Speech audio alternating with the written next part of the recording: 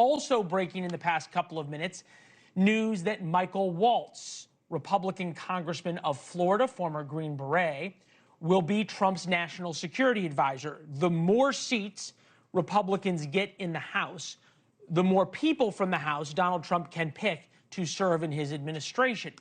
Michael Waltz, Elise Stefanik right now are the two. Be hard to imagine Republicans picking a lot more out of the House until we get the full election results.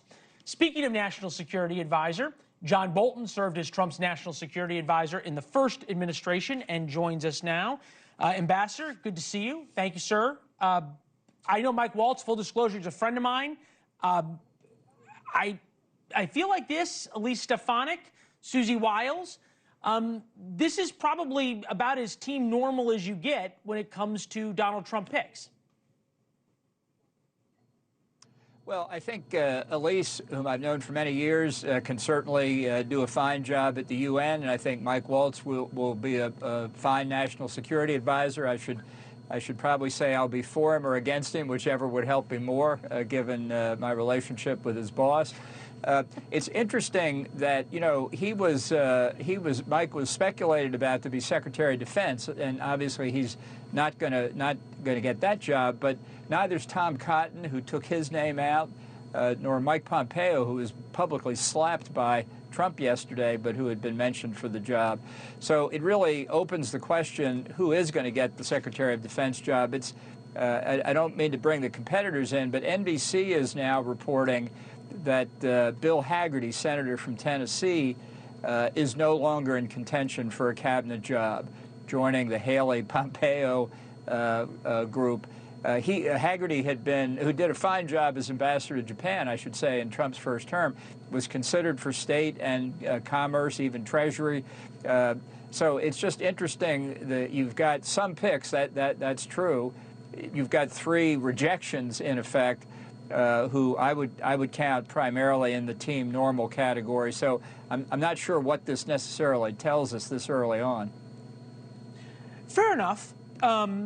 I guess it tells us that at least so far early on, that's where Donald Trump's head is. We put a graphic up of the unusual wartime kitchen cabinet, because Donald Trump comes in, he's a wartime president. North Korea is getting frisky. You've got Ukraine, obviously, is a real war. You've got the war in the Middle East. People surrounding him at Mar-a-Lago: Tucker Carlson, Rick Grinnell. We have Trump up there, but he's obviously the president-elect. Robert F. Kennedy Jr., Elon Musk, Tulsi Gabbard, Vivek Ramaswamy. They are the anti-forever wars. And if there is a poster child of the person that they say is the man, the face of forever wars, it is you, sir. And I don't think you would quibble with that assertion. This is the question. Can we have national security, and can America regain its position as a dominant force in the world without what they call forever wars, what you might call American interventionism? Well, I think these labels are all very misleading, and I think a lot of what at least some of those people you showed up there do is address all this in very glib, superficial political terms, not in terms of strategic analysis.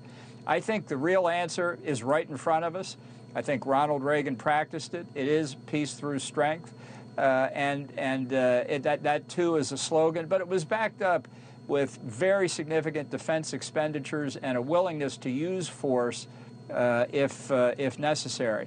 I think deterrence has broken down in many respects since Reagan, and I think we're paying the price for it now.